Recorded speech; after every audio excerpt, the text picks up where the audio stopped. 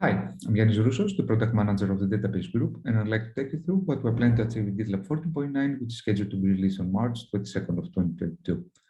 As a quick reminder, the core mission of the database group is to build the application code, the tools and frameworks that allow every GitLab feature to interact with the database in the most reliable and performant way possible.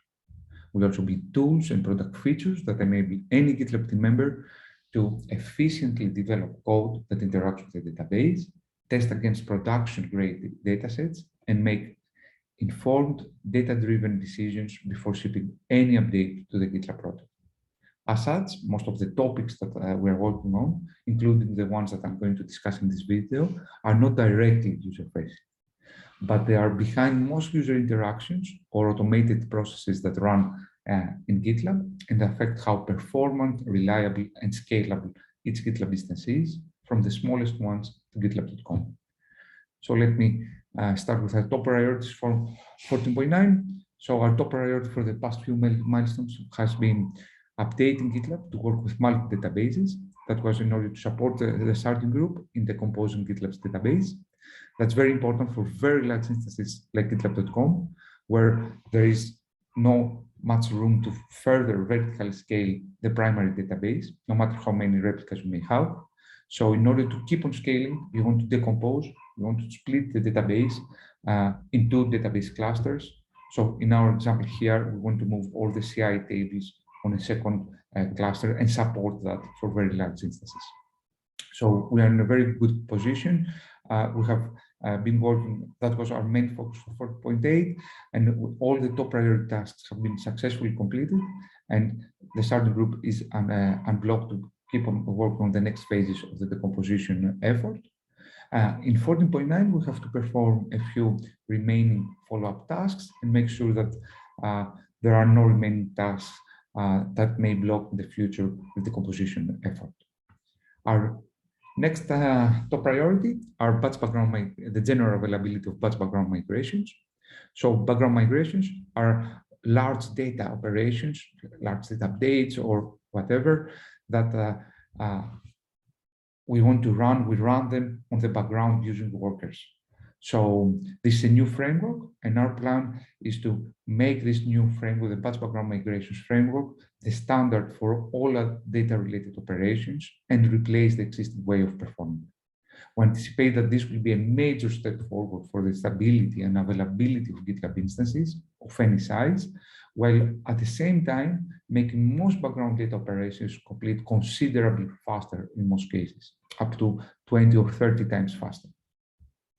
So we have a very thorough epic link on the planning issue. If you are interested in more details, please check it out, as well as my previous kickoff videos, especially the one for 14.8, where I go into more details about what we're planning to work on.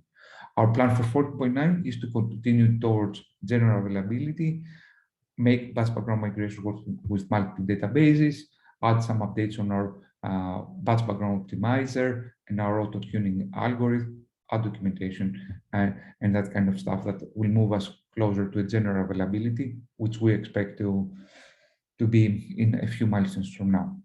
Our next top priority is also related to what I just discussed, is adding a throttling mechanism for large data changes. So during the past year, we have had a few database-related incidents in GitLab.com that were directly impacted by the rate of updates on specific tables. So this is one of those cases where moving fast, being able to do a lot of updates, works adversely against you and may affect the health of the primary database server. So we want to implement a throttling mechanism that will address those problems and reduce the risk of database incidents, and of course that can reduce the availability of large data instances. So our plan here is to start with updating the way we auto-tune batch background migrations, and also in later steps use a throttling mechanism for all data changes that will allow us to be smarter on throttling and increasing or decreasing the rate of updates based on various signals we can monitor on a live database server. So from how much traffic it has as a whole, or specific tables, whether there are some maintenance operations happening, like for example, auto vacuuming on a Postgres database and other parameters, and respond to those signals by throttling how fast we update the data, or even stopping the update and perform some additional operations like a manual vacuum, for example. Our third top priority is the automated database testing using production clones. So in general, this is a long-term initiative for us. So we are shifting left our ability to preemptively find database-related regressions and performance issues by testing all database updates against a production clone of GitLab.com's database. With every feature we add, we move one step closer to GitLab being more performant and lower the risk that code may be deployed that will cause incidents and affect the performance and availability of GitLab.com or other self-managed GitLab instances. So we have covered and we have completed all our work for regular post-migrations, and we are now focusing on testing background migration. This is the same theme as everything else I have discussed. So the main theme of our focus in general on the database group are background migrations, are how can we work, optimize, work and test for those very large data updates that run on any GitLab instance. So this is not trivial, and the problem there is that background migrations are meant to be to take a long time because you want to access and update a lot of data. So it can take tens of minutes, hours, or even days at GitLab.com's scale. So the problem there is how can you test those updates on a CI pipeline where you want to validate an MR in no more than a few minutes, let's say 10 minutes.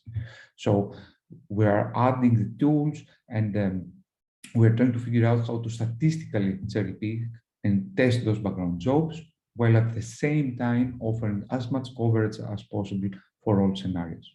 So this support for background migrations is our main focus for 14.9. And as a next step, going forward on future versions, we may also add the ability to record and analyze logs, so that we can also catch early and prevent deadlock scenarios. Our last top priority is a smaller initiative, and it's fully internal for GitLab. So it's about adding a database dictionary and adding the ability to label tables by the group that owns them. This may not sound user-related, but GitLab now, we have more than 400 tables, and being able to know the owner of its table very quickly will provide us with the ability to more efficiently respond to database-related incidents or bug and regression reports by finding the group that has the domain knowledge to address the problem and respond in a timely fashion. That means minutes if there is an incident in GitLab.com, or as quickly as possible if there is a bug report. So that's it for 14.9. Thank you for watching, and talk to you on March